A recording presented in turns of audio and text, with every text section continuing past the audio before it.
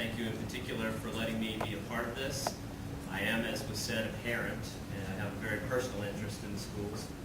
And my children are here down from Paul Jackson today. So I'll start this way. The last 2 times the school district went through belt tightening, the exemplary 3- and 4-year-old program at Paul Jackson and Stanford were among the first things slated for elimination in the district's proposed budget. For many parents, that year-to-year threat to eliminate programs, good programs, that draw those families to choose our public schools cause feelings of insecurity that lead them to seek educational alternatives, even though they find the current alternatives incredibly attractive. You've both said you will not raise taxes during the next 4 years. In lieu of that alternative, how will you guarantee that programs like the primary classes at Hull Jackson remain intact for families that choose to enroll their children in them this year?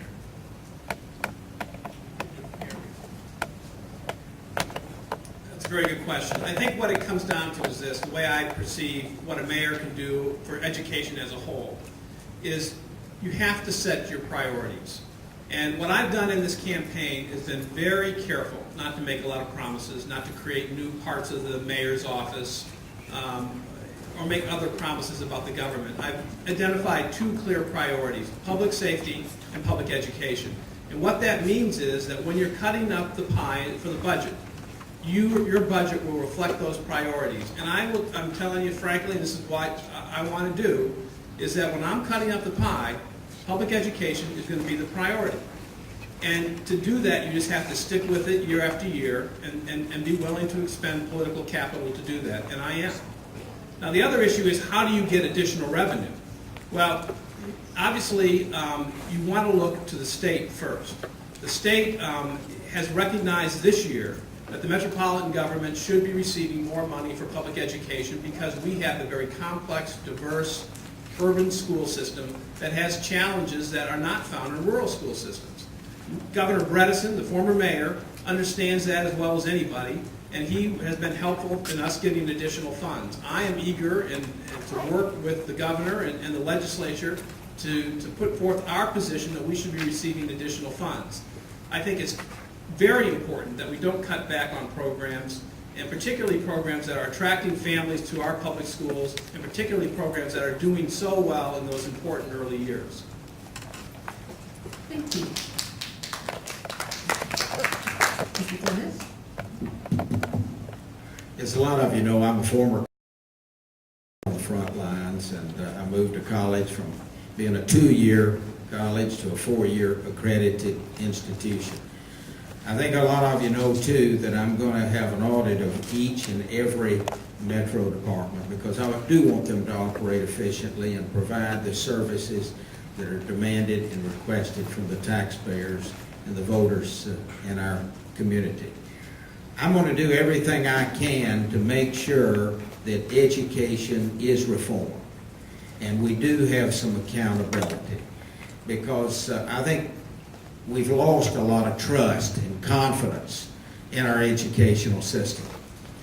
And we see today that a lot of people have left the public school system. Yeah, they'll keep their children in the lower grades, and then in the middle school or high school, they take them out of public schools altogether. Well, I want to change that, and I want to bring about more reform and accountability. And I think some of you have heard me too say about public school choice. I spoke to the single moms not long ago in East Nashville, and I had a single mom come up to me and says, "Mr. Clement, can I ask you a question?" I said, "You sure can." She said, "We got a school 3 doors down from where I live. I'd like to send my child to that school, but they won't let me." I said, "Let me tell you something. You should have that right.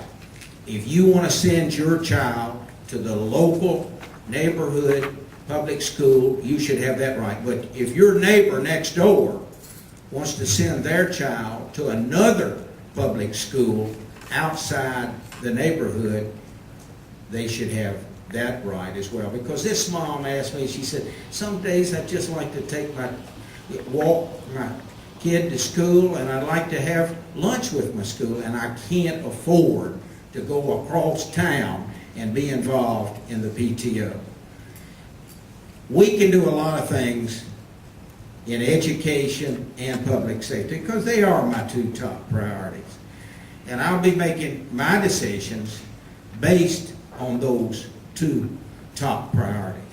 But I am going to grow the economy too. I'm going to use my contacts on a state, national, and international basis for more jobs and better jobs for our people, which does pay a lot of bills, that does generate a lot of revenue, and move Nashville from good to great. Going back, we're going to go forward. Period. Have you looked at the Matter statistics? of fact, Dwight, I can proudly say that my father, Frank G. Clement, was governor of Tennessee at that time, and he's the one that integrated the schools in Tennessee. And he took the position that as long as I'm governor, there'll never be federal marshals or troops march in Tennessee. We're going to solve our problems by Tennesseans. That was a big deal. When Governor Wallace and Governor Faubus are calling my father on a regular continuing basis to stand at the schoolhouse door.